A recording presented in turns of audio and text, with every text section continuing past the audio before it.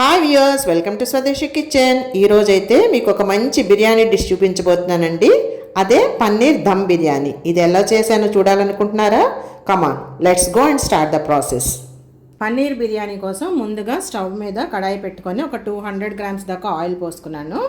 So అది కాగిన వెంటనే మనం పొడవుగా స్లైసెస్ కట్ చేసుకున్న ఆనియన్స్, ఫస్ట్ ఆనియన్స్ ఫ్రై చేసేసుకున్నాం. ఫ్రైడ్ ఆనియన్స్ అవి బాగా ఫ్రై అయిపోవాలి, డార్క్ బ్రౌన్. పన్నీర్ మ్యారినేషన్ కోసం ముందుగా ఒక కప్పు పెరుగు, అలాగే ఒక 1/2 టేబుల్ స్పూన్ సాల్ట్, అలాగే 1 టేబుల్ స్పూన్ కారం and biryani masala and 1 table spoon అల్లం వెల్లుల్లి పేస్ట్, ఇవన్నీ వేసి బాగా మిక్స్ చేసుకోవాలి.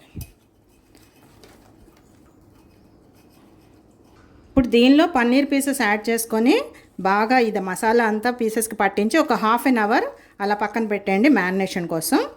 సో ఒక 1/2 అవర్ మనం వీటిని ఇలా పక్కన పెట్టేద్దాం. ఓకే.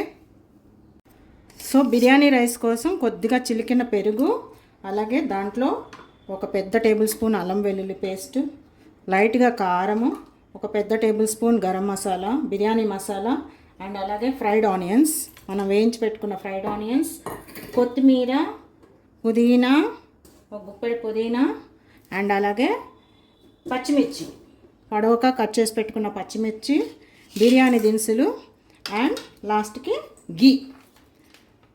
గీ పోసుకోండి కొద్దిగా. ఓకే, ఇవన్నీ కలిపేసి పెట్టుకోవాలి. జస్ట్ ఇవన్నీ ఇలా కలిపేసుకొని ఎసరు పోసేసుకొని స్టవ్ మీద పెట్టేసుకోండి.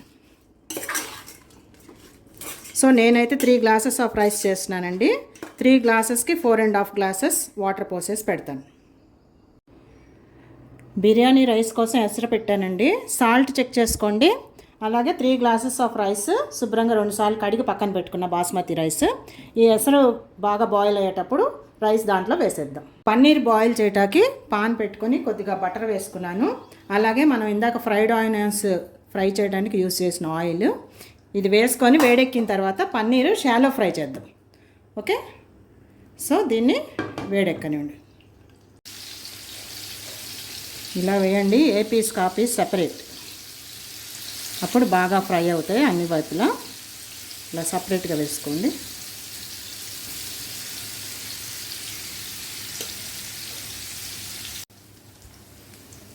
పన్నీర్ అన్ని వైపులా ఫ్రై అయిపోయింది. సో ఇప్పుడు దీన్ని తీసేసి సపరేట్ చేసుకుందాం. ఇంకో నెక్స్ట్ వాయి కూడా ఉంది, అది కూడా వేసుకోవాలి. ఇలా సపరేట్ చేసేసుకోండి, ఆయిల్ సపరేట్ చేసుకోండి. ఓకే. సో చూసారా, ఎసరైతే బాయిల్కి వచ్చేసింది. ఇప్పుడు మనం ఒకసారి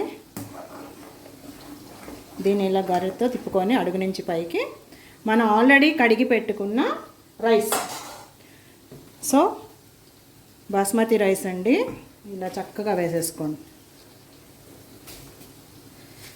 అంతా రైస్ వేసేసుకోండి.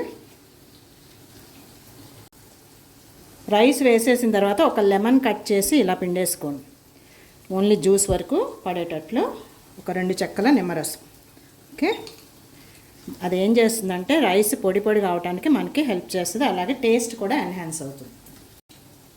ముందు 10 మినిట్స్ ఒక హై ఫ్లేమ్ మీదే ఉంచండి, తర్వాత స్లో చేసుకుందాం మంట.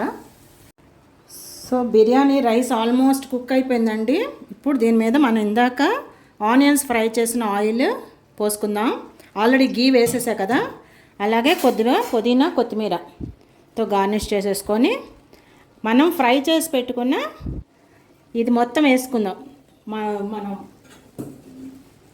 పన్నీర్ అంతా కూడా ఫ్రై చేసి పెట్టుకున్నాం కదా, దీని మీద పెట్టుకొని పూర్తిగా సిమ్లో పెట్టుకొని దమ్ చేసుకుందాం.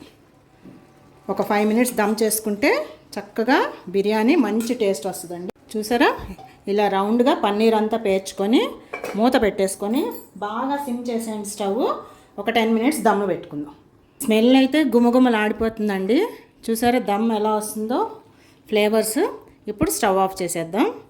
ఒక 10 మినిట్స్ అలా లిడ్ తీయకుండా అలాగే పెట్టేసి ఉంచుదాం. ఓకే.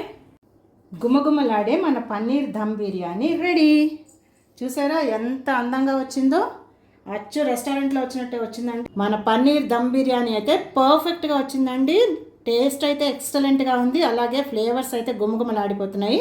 మీరు కూడా ట్రై చేయండి, ఎలా వచ్చిందో కామెంట్ చేయండి. See you in the next video friends. Bye.